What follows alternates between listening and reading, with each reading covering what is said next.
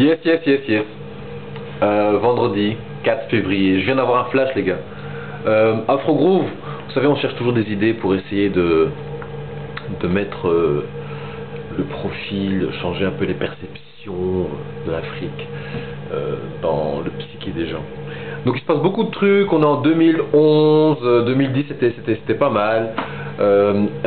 Oui, bon courage à Mandela qui vient de sortir de l'hôpital et tout, mais il a fait un grand truc. Il a vraiment lobbyé pour que la FIFA vienne en Afrique, sur le continent africain pour le 2010, et puis voilà, ça a créé ce qu'on a vu, un total engouement global pour tout ce qui était africain, que ce soit culturel, sportif, musique, opportunité business, surtout opportunité business.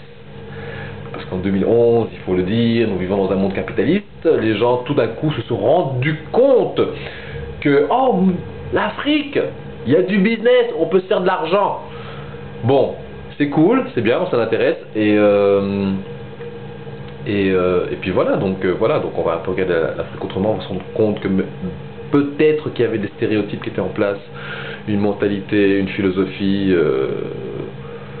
l'africanisme, appelons-le par les mots qu'il faut, l'africanisme nous a vraiment donné une version complètement tordue de ce qu'était le continent, donc à mort l'africanisme et place à l'afrologie.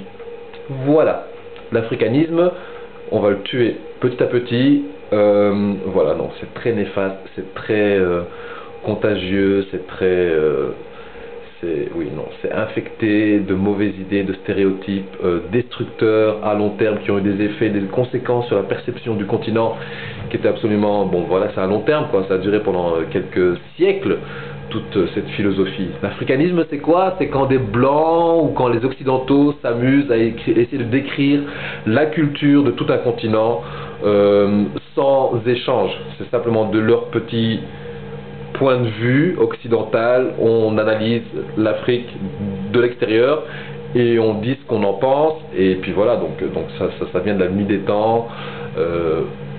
Bon, je vais pas aller en longueur, mais bon, le sombre continent, le continent noir, pas de culture, l'homme à peine évolué, le sous-homme sans croyance, superstitieux, sauvage, inéduqué, qui est l'Africain. Donc voilà, c'est cool, d'après Dieu, la Bible, le catholicisme, c'est ok de les traiter comme des sous-hommes, d'où l'esclavage, la colonisation, et puis tout ce qu'on en connaît, la répression, et machin, machin.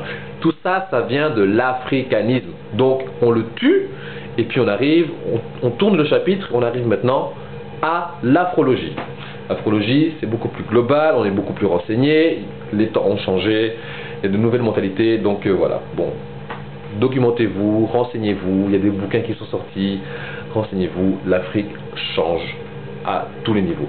Donc voilà, et je me suis rendu compte de ça, et puis ça m'a donné envie de parler de la vache rwandaise. La vache, vous connaissez la vache rwandaise? Non? Eh ben c'est toute une histoire. La vache, on va s'occuper de la vache. Par conséquent, on va s'occuper de la culture rwandaise.